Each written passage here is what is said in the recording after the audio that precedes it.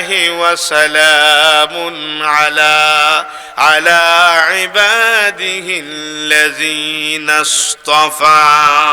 আমার আল্লাহ বলেন, তুমি বলো আল্লাহর শুকরিয়া আদায় করো, আর আল্লাহর পক্ষ থেকে শান্তি বর্ষিত হোক যারা আল্লাহর পছন্দনীয় বান্দা। এই আয়াতের তাফসীরের বিভিন্ন তাফসীরের কিতাবে এসেছে, পছন্দনীয় বান্দা হলেন যারা নবীকে দেখেছেন।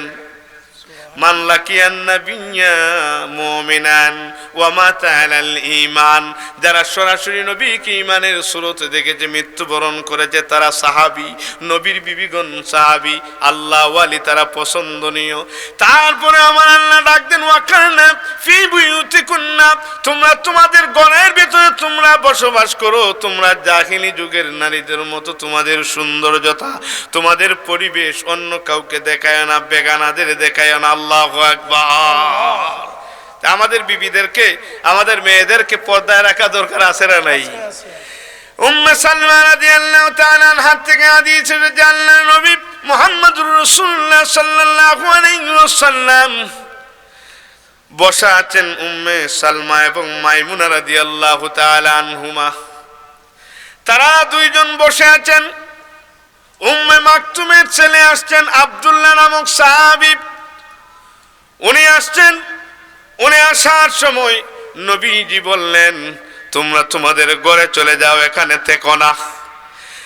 ওই উম্মুল মুমিনিন বললেন, ইয়া রাসূলুল্লাহ, ইয়া হাবিবাল্লাহ, উনি তো অন্ধ সাহাবী, আমরা কেন যাব? নবীজি বললেন, উনি অন্ধ সাহাবী, তোমাদের দেখেন না, তোমরা তো অন্ধ না, তোমরা তো তাকে দেখে ফেলবা, এটাও পর্দার খেলাফ হয়ে যাবে, তোমরা তো দেখবা। রাসূলুল্লাহ বলেন, ওই অন্ধ সাহাবী দেখে না, তোমরা তো তাকে দেখবা, এটাই তো পর্দার খেলাফ। এত সতর্কতা ইসলাম আমাদেরকে দিয়েছেন, নবী আমাদেরকে দিয়েছেন। প্রথমে যে বললাম তারা সম্মানিতা, আমরাও সম্মানিত, কিন্তু সম্মানিতা হলেও তারা সতর্কতা বেশি অবলম্বন করতে হবে। কথা বলেন ঠিক কিনা? আল্লাহর নবী সাল্লাল্লাহু আলাইহি ওয়াসাল্লাম তার বিবিগণকে বললেন, কেমন অর্ডার করলেন। এর থেকে আমাদের শিক্ষা হয়, আমাদের পর্দা করতে হবে, আমাদের বিবিদেরকে পর্দায় রাখতে হবে, না হয় আমরা দায়ুস হয়ে যাব। কথা বলেন ঠিক কিনা? আমরা আমাদের মেয়েদেরকে পোশাক পরাতে হবে, ভালো পোশাক, যেটা ডোলা ডোলা জামা। বর্তমান যুগে যে জামাগুলো হয়, এগুলো শরীয়তের দৃষ্টিকোণ থেকে ভালো পোশাক না। কথা বলেন, ভালো পোশাক না। নবীজি বলেন, মুসলিম শরীফে হাদিস আসছে, আল্লাহর হাবিব সাল্লাল্লাহু আলাইহি ওয়াসাল্লাম বলেন, দুই শ্রেণীর জাহান্নামী যাদেরকে আমি দেখি নাই। কয় শ্রেণী? কথা বলেন, কয় শ্রেণী? দুই শ্রেণী মানুষ জাহান্নামী যাদেরকে আমি দেখে যাই নাই। এক নাম্বার শ্রেণী হলো, তাদের গরুর লেজের মতো লম্বা তরবারি থাকবে, অন্যায়ভাবে মানুষ হত্যা করবে। এই শ্রেণী সমাজে দেশে আছে না নাই? সন্ত্রাসী, তারা অবৈধভাবে মানুষ হত্যা করে, অবৈধভাবে তরবারি চালায়, ওদেরকে জাহান্নামী বলেছেন আমার নবী। এজন্য রাজনীতি করো, তবে মনে রাখবা, ইন্না বাতশা রাব্বিকা লাশাদীদ, নিশ্চয় আল্লাহর পাকড়াও বড় কঠিন। আল্লাহ যেদিন পাক, আল্লাহ যখন মালাকুল মাউতকে বলবেন যে মালাকুল মাউত আর কারা বাকি, উনি বলবেন, আল্লাহ একমাত্র আমিও দম, আপনি তো অনন্ত, আপনি তো অসীম, আমি শুধু আছি। আমার আল্লাহ বলবেন, জান্নাত জাহান্নামের মধ্যখানে দাও, তুমি তোমার জান কবজ করো। হাদিস শরীফে আসছে, উনি একটা বিকট আওয়াজ করবেন, ওই আওয়াজ যদি সৃষ্টি জগৎ শুনতে পেত, সমগ্র সৃষ্টি জগৎ একসাথে মৃত্যুবরণ করত। এত বিরাট আওয়াজ দিবেন। উনি বলেন, হাদিসে আসছে, যদি উনি আগে জানতেন এত কষ্ট, তাহলে মুমিনদের প্রতি আরো দয়াদ্র হয়ে যেতেন। সুবহানাল্লাহ। আমার আল্লাহ তখন বলবেন, কোথায় পৃথিবীর বাদশা, কোথায় তোমাদের শক্তি?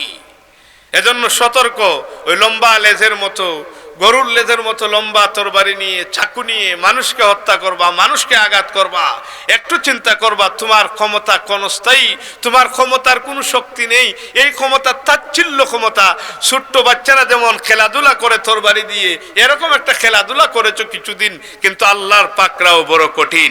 নবীজি বলেন 2 নম্বর শ্রেণী হলো ওই সকল নারী যারা পোশাক পরবে উলঙ্গ দেখা যায়। পোশাক পরবে তাদেরকে উলঙ্গ দেখা যায়, তারা জাহান্নামী। ওই 2 শ্রেণী মানুষ। আমাদের মেয়েদেরকে, আমাদের বোনদেরকে পোশাকের ক্ষেত্রে আমাদের দায়িত্ব আছে না নাই? এই উলঙ্গ দেখা যায় এমন পোশাক পরানো যাবে না। হাদিস শরীফে আসছে নবী হুরায়রা রাদিয়াল্লাহু তাআলা আনহু قال لعن رسول الله صلى الله عليه وسلم الرجل يلبس لبسة المرأة والمرأة تلبس لبسة الرجل। রাওয়াহু আবু দাউদ শরীফের হাদিস এসেছে। আল্লাহ নবী সাল্লাল্লাহু আলাইহি ওয়াসাল্লাম বলেন, আল্লাহ নবী মুহাম্মদুর রাসূলুল্লাহ সাল্লাল্লাহু আলাইহি ওয়াসাল্লাম থেকে হাদিস বর্ণিত হয়েছে। আবু হুরায়রা বর্ণনা করেন, কালা লানা রাসূলুল্লাহ সাল্লাল্লাহু আলাইহি ওয়াসাল্লাম, রাসূলুল্লাহ অভিশাপ করেছেন। অভিশাপ যদি রাসূলুল্লাহর হয় জান্নাতে যাওয়া যায় না। আল্লাহর নবীর অভিশাপে খারিজি হয়েছে, জুলকুয়াসেরা জাহান্নামী হয়ে গেছে। নবী যদি কোনো মুমিনকে অভিশাপ করেন, মনে রাখবেন মুমিন হতে পারে না, মুসলমান ভালো না। যার প্রতি অভিশাপ, নবীজি বলেন কালা লানা রাসূলুল্লাহ সাল্লাল্লাহু আলাইহি ওয়াসাল্লাম আর রাজুলু ইয়ালবাসু লিবসাতাল মারআতি ওয়াল মারআতা তালবাসু লিবসাতার রাজুলি। ওই সকল পুরুষদেরকে আল্লাহর নবী অভিশাপ করেন যে পুরুষে নারীর পোশাক পরে, আছে না নাই? নারীর পোশাক পুরুষে পরে, এরকম পুরুষ আছে না? আছে না নাই? জুড়ে বলেন আছে। আল্লাহর হাবিব বলেন ওয়ার রাজুলু ইয়ালবাসু লিবসাতাল মারআতি ওয়াল মারআতা তালবাসু লিবসাতার রাজুলি। ওই নারীকে নবী অভিশাপ করেন পুরুষের পোশাক পরে, শার্ট প্যান্ট পরে, মোটর বাইক চালায় শার্ট প্যান্ট পরে, ওই মহিলাকে দেখা যায়, সব দেখা যায়।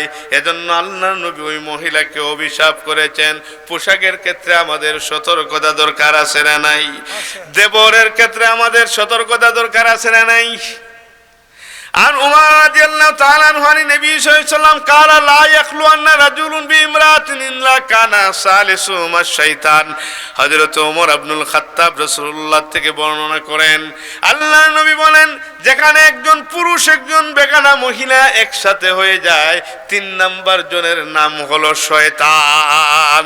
এজন্য মুসলমান সতর্ক। অবৈধভাবে তুমি চিনো না জানো না, তোমার মুহরিমাতের বাহিরে এমন কোন নারী যদি হয় তার সাথে একা সাক্ষাৎ করা যাবে না। হাদিসের ভাষায় শয়তান, ওই শয়তান আপনাকে কাজ করবে, আপনার জীবনের ইবাদত নষ্ট করে দিবে। এজন্য সততা একটা সম্পদ। নিজেকে সৎ রাখা, নিজেকে পর্দায় রাখা, নিজেকে নারী লুবি না করা, এটা একটা সম্পদ। কথা বলেন ঠিক কিনা? অনেক একটা বাস্তব ঘটনা বলি। বিদেশ থেকে আসছে, আসার পরে ওই বেটা বলল স্ত্রীকে যে তুমি একটা কাজ করতে পারো, তুমি যাও, অনেক সময় মার্কেট করেছো, আমি এবার তোমার জন্য মার্কেট করি। স্ত্রী বলল তুমি সুবিধা পাবে না, বিদেশ থেকে আসছো, আমিই করি। স্বামী বলল সুযোগ দিলাম, যাও। স্বামী আবার পিছে পিছে হাঁটলো। ওই মহিলা স্ত্রীর পিছে পিছে যাইয়া ওই পাশের দোকানে বসলো। মহিলা যাইয়া বলল কাপড়ের দাম কত? দোকানদার বলল 1000। মহিলা বলছে 900 টাকা দেব। দোকানদার বলল আরো কিছুদিন, বলে না এটাই যথেষ্ট, বিক্রি করছে। এরপরে ওই স্বামী ঢুকছে ওই দোকানে, ঢুকে বলল যে এই কাপড় একটু আগে যে মহিলা যে কাপড়টা কিনলো এই কাপড়টা বের করেন। বের করছে, দাম কত? বলল 500 টাকা। ওই ক্রেতা বলল একটু আগে মহিলাকে বিক্রি করলা 900 টাকায়, আমাকে 500 বললা। দোকানদার বলে মহিলাদের কাছে যা চাই তাই পাই, এজন্য বলছি, পেয়ে গেছি। বেটা ওরা 500 টাকায় কিনলো, সাথে দুরমুস একটা কিনছে। দুরমুস বুঝেন তো? কেনার পরে বাড়িতে যাইয়া শ্বশুর শাশুড়ি সহ তার বাড়িতে ঢুকলো। ঢুকার পরে প্রথমে দুরমুস করলো, তারপরে বললো 1 2 3 যাও খালাস। এরকম মহিলা আছে না নাই? স্বামীর কষ্টের পরিশ্রম সব নষ্ট করে দেয়। সতর্কতা অবলম্বন করতে হবে। এরা পেতে পেতে এরা এই বেপরদা হতে হতে শেষ পর্যন্ত সব নষ্ট করে দেয়। একটা কিচ্ছা আছে, কিচ্ছা সব মিথ্যা, কিন্তু বুঝবেন। একটা ছেলে 7 বছর বয়সে চলে গেল ঢাকায়, বাবা মাকে হারিয়ে। 20 বছর বয়স হয়েছে, শিখেছে জাদুবিদ্যা। উস্তাদ বলল বাড়িতে যাও, বিবাহ শাদী করো। আসলো বিবাহ করার জন্য। বিবাহ করতে চাইয়া কেউ মেয়ে দেয় না, কারণ হলো সে জাদু শিখেছে। ভাগ্যক্রমে একটা মেয়ে জুটলো ভাগ্যে, তার লাইলাতুজ জুফর হবে, নতুন বিবাহ হয়েছে। আরাইউল্লাহ বলেন বাজার করতে যায়, শালারা এসে বলল দুলাভাই জাদু দেখান। কথাটা বুঝবেন, এখানে শিক্ষা আছে যে জাদু কিভাবে দেখাবো, শুধুমাত্র বিবাহ করলাম 2-1 দিন যাক। বলল না, আজকেই দেখাতে হবে। সে বলল আমি এই মুহূর্তে কুমুর হয়ে যাব, বিরাট কুমুর, 5 হাত 6 হাত লম্বা কুমুর হব। একটা গ্লাস পানি নেও, আমি যখন কুমুর হব আমাকে মানুষ করার জন্য 2-1 ফোঁটা পানি ছিটে দিলেই আমি মানুষ হয়ে যাব। তবে দুর্ভাগ্যক্রমে গ্লাস ভেঙে গেলে, পানি চলে গেলে আমি আর মানুষ হব না। তারা ভাবলো আপন শালাকেই দেই। গ্লাস তার হাতে দিল, বেটা তো জাদু দিয়ে কুমুর হইছে। কুমির হওয়ার পরে ওই গ্লাস ভেঙে শালারা সব দৌড় শুরু করছে, গ্লাসেও পানি নেই। তাহলে তার কথা মতো সে আর মানুষ হবে না। ঢুকছে গর্তের ভিতরে, ঢুকে খৈলচা মাছ, খৈয়া মাছ খাওয়া শুরু করছে। তারা ভাবলো এবার আমরা তাকে কিভাবে মানুষ করি। উস্তাদকে খবর দিল, 24 ঘন্টা চলে গেছে। উস্তাদ এসে বলল যেহেতু গর্তেও ঢুকেছে, মাছ খাওয়া শিখেছে, সে তো আর মানুষ হবে না। আমরা এমন বেপরদা হয়েছি, পর্দা আর খুঁজে পাই না। পর্দা কি মুঠেই বুঝি না। পর্দা সকল মুসলমানের জন্য বাধ্যতামূলক। কথা বলেন ঠিক কিনা? আমরা শেষের দিকে আসছি। হাদিস শরীফে এসেছে আন জারির রাদিয়াল্লাহু তাআলা আনহু قال سألت رسول الله صلى الله عليه وسلم عن نظر الفجاة فأمرني أن أصرف بصري। জারির রাদিয়াল্লাহু তাআলা আনহু বলেন, ইয়া রাসূলুল্লাহ, ইয়া হাবিবাল্লাহ, জানতে চাই হঠাৎ যদি কোনো বেগানা নারীর দিকে আমার চোখ চলে যায় তাহলে আমার দায়িত্ব কি?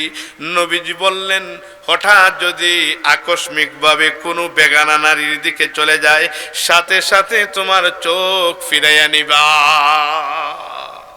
ফামারানি আন আসরিফা বাসারি। আমি শেষ করে দিচ্ছি কয়েক মিনিটে, যে তোমার চোখ ফিরাইয়া নিবা। চোখ যদি চলে যায় তোমার চোখ ফিরাইয়া নিবা। অন্য হাদিসে হযরত আলী রাদিয়াল্লাহু তাআলা আনহু আল্লাহর নবী শিক্ষা দিলেন, আলী রে, প্রথম যদি কোনো বেগানা নারীর দিকে চোখ চলে যায়, দ্বিতীয়বার আর তাকাবা না।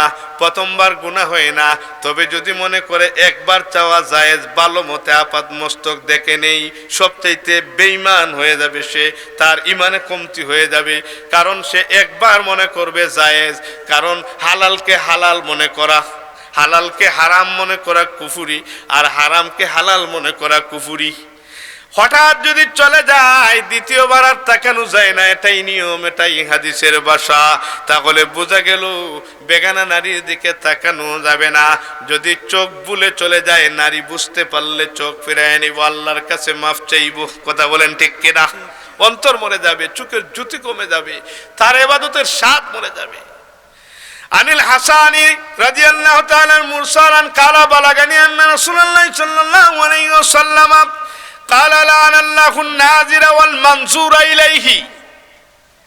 হযরত হাসান রাদিয়াল্লাহু তাআলা আনহু মুরসাল সূত্রে হাদিস বর্ণনা করেন। তিনি বলেন, আমার কাছে আল্লাহর রাসূল সাল্লাল্লাহু আলাইহি ওয়াসাল্লাম থেকে হাদিস মুবারক এসেছে, খবর এসেছে, قال لعن الله الناظر والمنظور إليه। যে পুরুষ বেগানা নারীর দিকে তাকায় আর যে নারী বেগানা পুরুষকে তাকানোর সুযোগ দেয়, যে পুরুষ বেগানা নারীর দিকে তাকায় আর যে নারী বেগানা পুরুষকে সুযোগ দেয়, ওই দুইজনকে আল্লাহ অভিশাপ করেন। একটা পেলাম নবী অভিশাপ করেন, আর একটা পেয়ে গেলাম আল্লাহ অভিশাপ করেন। ওই পুরুষকে, যে পুরুষে নারীর দিকে তাকায়, ওই নারীকে যে নারী পুরুষকে তাকানোর সুযোগ দেয়। নাউজুবিল্লাহ। তাহলে দেখা যায় পুরুষ নারী উভয়কেই পর্দা করা বাধ্যতামূলক। দুইটা হাদিসের কথা বলে আমরা শেষের দিকে আসছি। নবীজি বিবিগণকে পছন্দ করতেন, নবীজির মিসওয়াক পছন্দ ছিল, স্ত্রীগণ পছন্দ ছিলেন। প্রশ্ন করা হলো, ইয়া রাসূলুল্লাহ, আপনি কোন বিবিকে পছন্দ করেন? নবীজি বললেন, বিবি উম্মুল মুমিনগণকে আগামী দিন জানানো হবে। রাত রাত যখন হয়েছে নবীজি একজন বিবির ঘরে ঢুকে বললেন 2টা খেজুর তোমাকে দিলাম, আরেকজন বিবির ঘরে ঢুকে বললেন তোমাকে 2টা খেজুর দিলাম, আরেকজনের ঘরে ঢুকে বললেন তোমাকে 2টা খেজুর দিলাম। সুবহানাল্লাহ। পরের দিন আল্লাহর হাবিবকে প্রশ্ন করেন, হুজুর কাকে আপনি বেশি পছন্দ করেন? জবাব দেওয়ার কথা ছিল আগামী দিন বলেন নবী বললেন গত রাতে আমি যাকে খেজুর দিয়েছিলাম তাকে ভালোবাসি, সবাই খুশি যে আমাকেই তো খেজুর দিয়েছেন। নবী আবার একজন উম্মুল মুমিনিনের কথা আর একজনকে বলেন নাই। সুবহানাল্লাহ। আপনিও পছন্দ করেন, বিবিকে সালাম দেন, বিবির জন্য আলাদা কিছু নিয়ে যান, অল্প সরে হলেও গরিব মানুষ অল্প কিছু নেন, মহব্বত বাড়ান, এটা জায়েজ। তবে এমন না ওই বিবিকে আপনি আরেকজনকে সুযোগ দিলেন কথা বলার, বেপরদা হওয়ার, এই কাজ করলেই আপনি দায়ুস হয়ে যাবেন। عن عبادة بن صامت رضي الله تعالى عنه أن رسول الله صلى الله عليه وسلم قال أدمنوا لستنا أنفسكم أدمنوا لكم الجنة أصدقوا إذا حدثتم وأوفوا إذا وعدتم وأدوا الأمانة إذا اؤتمنتم واحفظوا فروجكم وغضوا أبصاركم وكفوا أيديكم رواه أحمد وابن حبان في صحيح. سبحان الله. উবাদাত ইবনে সামিত বলেন আল্লাহর রাসূল সাল্লাল্লাহু আলাইহি ওয়াসাল্লাম বলেছেন আদমিনুলি সিত্তান আন আনফুসিকুম আদমানুলাকুমুল জান্নাহ। কেউ যদি 6টা দায়িত্ব নিজে নিতে পারে আমি রাসূলুল্লাহ তার জন্য জান্নাতের জামিন হয়ে গেলাম। সুবহানাল্লাহ। আসদিকু ইযা হাদাসতুম, যখন তুমি কথা বলবে সত্য বলবে। ওয়াফু ইযা ওয়াদতুম, যখন তুমি ওয়াদা করবে ওয়াদা পালন করবে। ওয়াদুল আমানাতা ইযা তুমিনতুম, যখন তুমি আমানত গ্রহণ করবে খেয়ানত করবে না। আসদিকু ইযা হাদাসতুম ওয়াফু ইযা ওয়াদতুম ওয়াদুল আমানাতা ইযা তুমিনতুম ওয়াহফাজু ফুরুজাকুম, তুমি তোমার লজ্জাস্থান হেফাজত করবে। ওয়াগুদ্দু আবসারাকুম, তোমাদের চোখ তোমরা নিম্নগামী করবে, তোমার লজ্জাস্থান হেফাজত করবে, আর তোমার 2 চোখ তুমি হেফাজত করবে, নিম্নগামী করবে। ওয়াকুফু আইদিয়াকুম, তোমার হাত থেকে মানুষকে নির্যাতন থেকে হাত বাঁচায়া রাখবে, কারণ জালিমকে আল্লাহ পছন্দ করে না।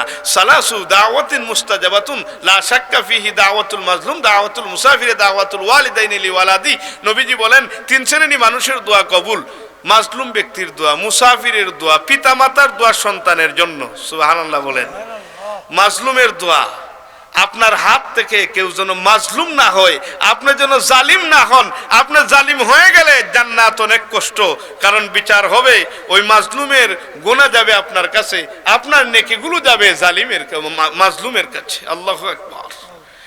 এই হাদিস থেকে বোঝা গেল আমরা আমাদের চোখ নিম্নগামী করব, আমাদের লজ্জাস্থান হেফাজত করব, কথা বলবো সত্য, ওয়াদা পালন করব, আমরা আমাদের আমানতে খেয়ানত করব না, আমাদের হাত দিয়ে মানুষকে জুলুম করব না। বুখারী শরীফের 6474 নম্বর হাদিস, শেষ হাদিসটা আমরা পড়ি। এই হাদিসে এসেছে আন সাআল ইবনে সাআদ রাদিয়াল্লাহু তাআলা আনহু ক্বালা ক্বালা রাসূলুল্লাহ সাল্লাল্লাহু আলাইহি ওয়াসাল্লাম মাইয়াদমানু লিমা বাইনা লিহিহি ওয়া মা বাইনা রিজলিহি আদমানু লাহুল জান্নাহ। আল্লাহর নবী সাল্লাল্লাহু আলাইহি ওয়াসাল্লাম বলেন কেউ যদি তার 2 পায়ের মাঝখান ওই জায়গাটায় দুনিয়াটা খায়, আল্লাহ নবী বললেন 2 পায়ের মাঝখান, 2 সোয়ালের মাঝখান, 2 ঠোঁটের মাঝখানের নাম হলো জিহ্বা। পৃথিবীতে ভয়ঙ্কর একটি অস্ত্র হলো জিহ্বা, আবার পৃথিবীতে সবচাইতে ভালো একটা অস্ত্র হলো জিহ্বা। আল্লাহ নবী বললেন 2 সোয়ালের মাঝখান, 2 পায়ের মাঝখান, ওই 2 জায়গার হেফাজত যদি কেউ করতে পারে আমি রাসূলুল্লাহ তার জন্য জান্নাতের জামিন হয়ে গেলাম। আল্লাহ পাক আমাদেরকে, আপনার কষ্ট পেয়েছেন, আমার কথাবার্তায় বেয়াদবি হতে পারে, অনেক মুরব্বী আমার, কারণ লক্ষ্মী ভাষা এবং মনিরগাতি বেশি দূরে না, পাশাপাশি শুধুমাত্র একটা মনে হয় যে বিল বলা হয়, হাওর না হইলে প্রতিদিনই দেখা হয়তো হইতো, এত বেশি দূরে না। এজন্য আপনারা আমার মুরব্বী, আমাকে মাফ করবেন কথাবার্তায়। আর ওয়াজ নসিহতে আশা করি আমি ভুল বলি নাই, চেষ্টা করেছি কোরআন সুন্নাহ থেকে কিছু বলার। তবে আমার শেষ কথা এই, আমরা যেন আমল করি, বলেন না আল্লাহুম্মা আমিন। আমরা যেন এরকম মাহফিল থেকে নিজেকে একটু পাল্টাই, একটু যেন পরিবর্তন হই। আমরা একবার যেন আল্লাহকে বলি আল্লাহ, সারা দিনে এখন কম বলছেন, সামনে যেন একটু বেশি বলি। বৈশাল আসে যখন, তখন আল্লাহকে খুব বেশি মানুষ একসাথে ডাকে। কথা বলেন ঠিক কিনা? এই বৈশাল আমাদের জন্য আছে না নাই? আছে। জাতি সাখা ইয়াউমা ইয়াফিরুল মারউ মিন আখিহি ওয়া উম্মিহি ওয়া আবিহি ওয়া সাহিবাতিহি ওয়া বানি। আসছে, সে পালাবে তার ভাই থেকে, সে পালাবে তার বাবা থেকে, মা থেকে, সন্তান থেকে, প্রিয় স্ত্রী থেকেও পালাবে। এই কথা চিন্তা করে আমরা যেন পর্দা করি, আমরা যেন আল্লাহ ওয়ালা হই। সকলে বলে আল্লাহুম্মা আমিন। আস্তাগফিরুল্লাহ রাব্বি মিন কুল্লি যামবিন ওয়া আতুবু ইলাইহি লা হাওলা ওয়ালা কুওয়াতা ইল্লা বিল্লাহিল আলী। সাল্লাল্লাহু আলা সাইয়্যিদিনা মাওলানা মুহাম্মদ ওয়া আলা আলিহি ওয়া আসহাবিহি। اللهم آمين. الحمد لله رب العالمين حمدا يعافي نعمه ويكافي مزيدا، والصلاة والسلام على أفضل الأنبياء والمرسلين وعلى آله وصحبه أجمعين. اللهم أعز الإسلام والمسلمين ومسلمو بنغلاديش ومسلمو هذه القرية. ربنا ظلمنا أنفسنا وإن لم تغفر لنا وترحمنا لنكونن من الخاسرين. ربنا فاغفر لنا ذنوبنا وكفر عنا سيئاتنا وتوفنا مع الأبرار. رب ارحمهما كما ربياني صغيرا.